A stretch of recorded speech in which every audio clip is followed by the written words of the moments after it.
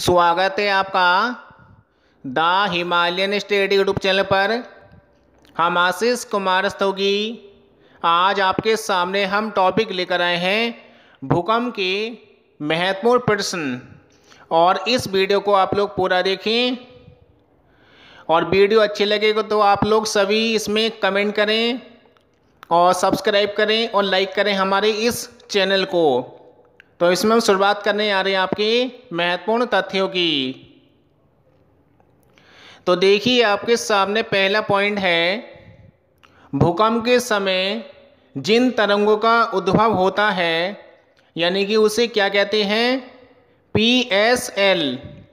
यानी कि इसका मतलब ये है कि जब भूकंप आता है तो कौन सी तरंगों की उत्पत्ति होती है। 3 प्रकार की तरंगों की उत्पत्ति होती है PSL। P का मतलब है प्राइमरी और S का मतलब है सेकेंडरी और L का मतलब है लव और सरफेस वेव के नाम से इसे जानते हैं। और इसके बाद पॉइंट है आपका, रेक्टर स्केल का उपयोग होता है। यानी कि रेक्टर पैमाने का इस्तेमाल जो है किस में किया जाता है, इसका आंसर है आपका भूकंप की तीव्रता के लिए।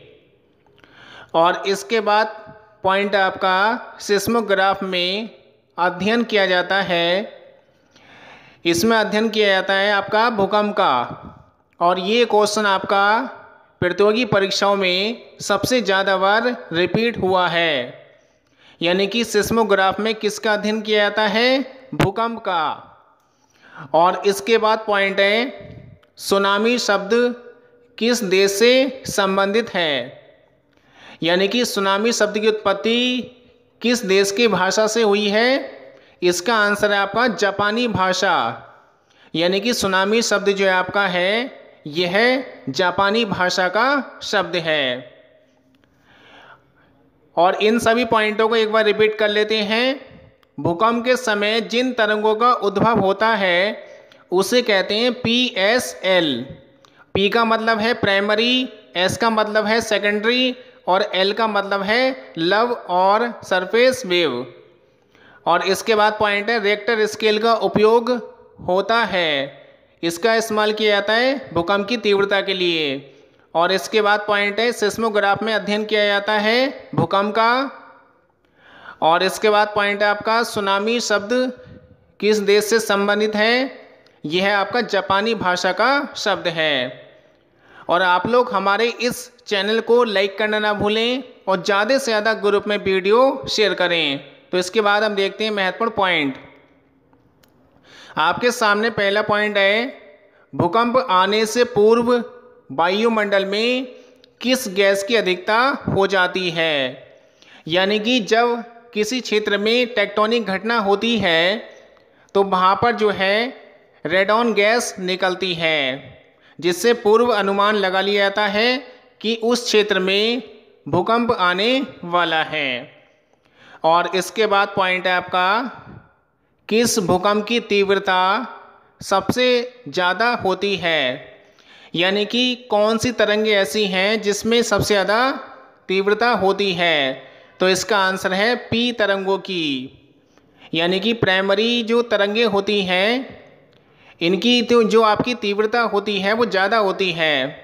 और इसके बाद पॉइंट है, सबसे कम गति वाली किंतु सर्वाधिक विनाशकारी कौन सी भूकंप तरंग है।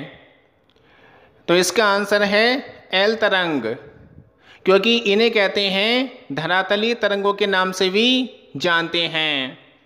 ये क्वेश्चन आपके सभी प्रतियोगी परीक्षाओं में कहीं ना कहीं पूछे गए हैं आपके।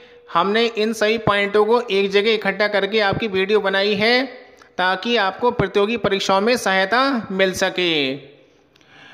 और इसके बाद पॉइंट है, जिस जगह से भूकंप का कंपन प्रारंभ होता है उसे कहते हैं भूकंप मूल और इंग्लिश में कहते हैं फोकस। यह आप ध्यान रखें। और ये सभी पॉइंट आपके वेरी मोस्ट इम्पोर्टेंट हैं। तो इन सभी पॉइंटों को एक बार रिपीट कर लेते हैं। भूकंप आने से पूर्व वायुमंडल में किस गैस की अधिकता हो जाती है। तो इसका आंसर है आपका रेडॉन गैस। यानी कि ये गैस कहाँ से निकलती है? पृथ्वी की परपटी से निकलती है, जिसे हम कहते हैं क्रस्ट। और इसके बाद पॉइंट है आपका, किस भूकंप की तीव्रता सबसे ज़्यादा होती है? इसका आंसर है आपका पी तरंगों की जो तीव्रता है सबसे ज़्यादा होती है, और इनकी स्पीड होती है 8 से 12 किलोमीटर प्रति सेकंड। और इसके बाद पॉइंट है, सबसे कम गति वाली किंतु सर्वाधिक विनाशकारी कौन सी भूकंप तरंग है? इसका आंसर है आपका एल तरंग। और इसके बाद पॉइंट है, जिस जगह से भूकंप का कंपन प्रारंभ होता है उससे कहते हैं भूकंप मूल, या इंग्लिश में कहते हैं इसे फोकस। ये सभी पॉइंट आपके पीसीएस, एनटीपीसी, लेखपाल, पीजीटी, टीजीटी और आपका यूपीपी सभी के लिए वेरी वेरी मोस्ट मेंट तथ्य हैं आपके। तो इसके बाद हम देखते हैं आगे महत्वपूर्ण पॉइंट। तो आपके सामने पहला पॉइंट है, जहां पर भूकंपीय लहरों का अनुभव सबसे पहले होता है या किया जाता है उसे क्या कहते हैं? भूकंप केंद्र, या इसे इंग्लिश में कहते हैं एपिसेंटर। यानी कि जहां पर भूकंपीय लहरों का अनुभव सबसे पहले किया जाता है उसे कहते हैं भूकंप केंद्र या एपिसेंटर। और इसके बाद पॉइंट है, किस भूकंप तरंग की गति ठोस में सर्वाधिक होती है? ये क्वेश्चन आपका कई बार पेपर में रिपीट हो चुका है। यानी कि किस भूकंप तरंग की गति ठोस में सर्वाधिक होती है? इसका आंसर है आपका पी तरंग की।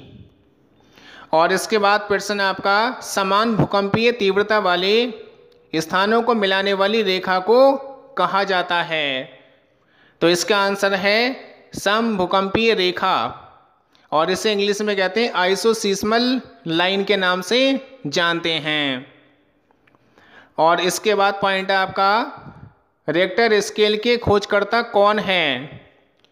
रिएक्टर स्केल जो है जिसमें भूकंपीय तीव्रता का अध्ययन किया जाता है, इसके खोजकर्ता हैं अमेरिका के चार्ल्स रिक्टर, और इन्होंने इसकी खोज की थी 1935 में।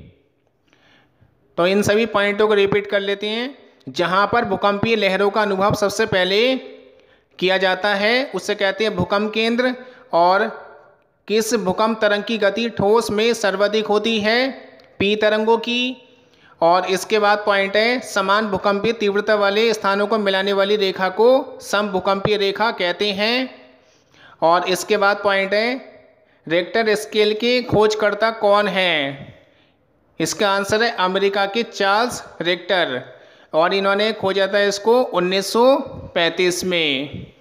यहाँ से आपको 100% क्वेश्चन मिलेगा, चाहे आप देख सकते हैं प्रतियोगी परीक्षाओं में अगर आपका भूकंप का क्वेश्चन अगर आता है तो इसी वीडियो से आपको यहाँ से मिल जाएगा यानी कि। और आप लोग हमें कमेंट बॉक्स में ज़रूर बताएं कि हमारे द्वारा बनाई गई वीडियो आपको कैसी लगी, और इसी चैनल के माध्यम से आपको नई नई वीडियो प्रोवाइड कराई जाएंगी। इसलिए आप लोग हमारे इस चैनल को सब्सक्राइब जरूर कर लें ताकि हमारा नोटिफिकेशन आपको मिलता रहेगा, और बेल आइकन के बटन को जरूर प्रेस कर लें आप लोग। ये सभी पॉइंट आपके काफ़ी महत्वपूर्ण हैं, और आप लोगों से एक गुजारिश है कि आप लोग लाइक करना ना भूलें आप सभी लोग। और ये सभी पॉइंट आपके काफ़ी प्रतियोगी परीक्षाओं में रिपीट हो चुके हैं।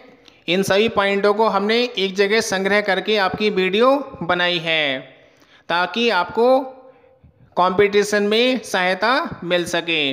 इसके बाद हम देखते हैं आगे महत्वपूर्ण पॉइंट। तो आपके सामने लिखा हुआ है पहला पॉइंट, कौन सी भूकंपीय तरंगें तरल पदार्थ में प्रवेश नहीं कर सकती हैं? यानी कि ऐसी कौन सी भूकंपीय तरंगें हैं जो तरल भाग में प्रवेश नहीं कर पाती हैं? इसका आंसर है एल तरंग।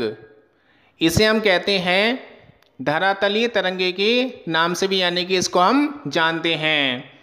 और इसके बाद पॉइंट है आपका, अधिकेंद्र भूकंपीय मूल के कितने डिग्री कोण पर होता है? तो इसका आंसर क्या है आपका 90 डिग्री के कोण पर।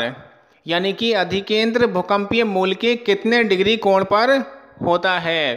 तो इसका आंसर है 90 डिग्री के कोण पर। और इसके बाद पॉइंट है, धरातलीय या एल तरंग की खोज किसने की है? इसका आंसर है आपका D.H. लव। यानी कि D.H. लव जो हैं, इन्होंने धरातलीय तरंगों को या एल तरंगों की इन्होंने खोज की थी। और इसके बाद पॉइंट है आपका, विश्व की सबसे बड़ी भूकंपीय पेटी कौन सी है?